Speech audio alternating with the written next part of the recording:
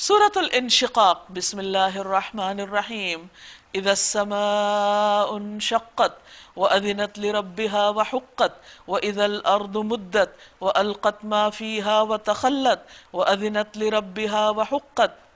جب آسمان پھٹ جائے گا اور اپنے رب کے فرمان کی تعمیل کرے گا، اور اس کے لیے حق یہی ہے کہ اپنے رب کا فرمان مانے، اور جب زمین پھیلا دی جائے گی اور جو کچھ اس کے اندر ہے اسے باہر نکال کر خالی ہو جائے گی، اور اپنے رب کے حکم کی تعمیل کرے گی، اور اس کے لیے حق یہی ہے کہ بات مانے. یعنی قیامت کے دن زمین پھیلا دی جائے گی، سمندر، دریا، پہاڑ، ہر چیز برابر کر کے ہموار، کچھ بھی اونچ نیچ اس پر نہ ہوگی، اور سب لوگوں کے صرف کھڑے ہونے کی جگہ وہاں پر میسر ہوگی اور حساب شروع ہو جائے گا.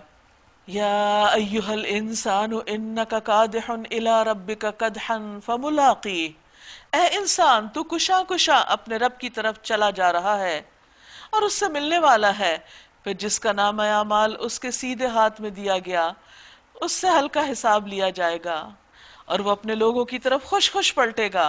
رہا وہ شخص جس کا نام اعمال اس کی پیٹھ پیچھے دیا جائے گا، وہ موت کو پکارے گا اور بھڑکتی ہوئی آگ میں جا پڑے گا. کیوں ایسا کیوں ہوا؟ انہو کان فی اہلہ مسرورا، وہ اپنے گھر والوں میں مگن تھا. یعنی اس کا حال اللہ کے نیک بندوں سے مختلف تھا جو اپنے گھر والوں میں ڈرتے ہوئے زندگی بسر کرتے تھے، اور یہاں یہ تھا کہ وہ ایسی مشغولیت میں تھا کہ اللہ کا حق بھولا ہوا تھا. عام طور پر ہم لوگ اس ڈائلیما کا شکار ہوتے ہیں کہ انسانوں کا حق زیادہ اہم ہے یا اللہ کا. بھائی دونوں کا اپنی اپنی جگہ اہم ہے. انسان اپنے گھر میں رہتے ہوئے اپنے رشتہ داروں میں، اپنے بال بچوں میں اللہ کو نہ بھولے، کیونکہ سورۃ المنافقون میں اللہ تعالیٰ نے صاف بتا دیا کہ اگر تم نے اللہ کے ذکر سے غفلت برتی تو پھر نقصان اٹھاؤ گے. نبی صلی اللہ علیہ وسلم کا طریقہ کیا تھا کہ آپ اپنے ازواج کے بیچ میں بیٹھے ہوتے تھے اور معمول کے مطابق گفتگو ہو رہی ہوتی، ہنسی مذاق بھی ہوتا تھا، لیکن جو ہی آذان کی آواز آتی آپ ایک دم سب سے اجنبی ہو جاتے اور اللہ کی یاد کے لیے چل پڑتے. اور یہی ہمارے لیے اسوہ ہے، بہترین نمونہ ہے کہ ہم گھر والوں کے بیچ میں رہتے ہوئے ان کے حقوق بھی دیں، ان کے ساتھ رہنے میں انجوائے بھی کریں، اللہ کی نعمتوں سے فائدہ بھی اٹھائیں، لیکن جب اللہ کی طرف سے پکار آ جائے، چاہے وہ نماز کی ہو، چاہے اللہ کے دین کی خدمت کی، تو انسان پھر گھر والوں کو بہانہ اور عذر نہ بنائے کہ بچے چھوٹے ہیں اس لیے یہ کام نہیں ہو سکتا. پھر اللہ کے کام کے لیے اٹھ جائے اور ساتھ ساتھ ان کے حقوق بھی جتنے ممکن ہو دیتا رہے. اس نے سمجھا تھا کہ اسے کبھی نہیں پلٹنا، یعنی دنیا ہی سب کچھ، اس لیے اس میں مگن تھا. پلٹنا کیسے نہ تھا؟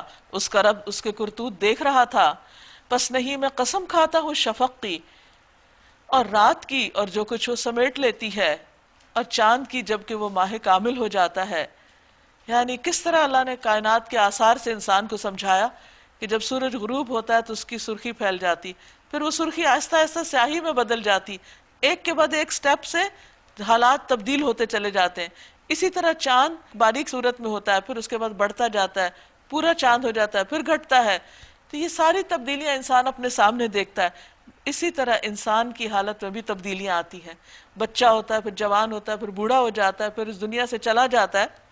فرمایا تم کو ضرور درجہ بدرجہ ایک حالت سے دوسری حالت کی طرف جانا ہے. تم مردہ تھے، پھر زندہ ہوئے، پھر مر جاؤ گے، پھر زندہ ہوگے، پھر اللہ کی طرف لوٹائے جاؤ گے، حساب کتاب ہوگا. پھر ان لوگوں کو کیا ہو گیا ہے کہ یہ ایمان نہیں لاتے، اور جب قرآن ان کے سامنے پڑھا جاتا ہے تو سجدہ نہیں کرتے. یہاں سجدہ ہے، بلکہ یہ منکرین تو الٹا جھٹلاتے ہیں، حالانکہ جو کچھ یہ اپنے نامہ اعمال میں جمع کر رہے ہیں اللہ اسے خوب جانتا ہے. لہٰذا ان کو دردناک عذاب کی بشارت دے دو. البتہ جو لوگ ایمان لے آئے ہیں اور جنہوں نے نیک عمل کیے ہیں ان کے لیے کبھی نہ ختم ہونے والا اجر ہے.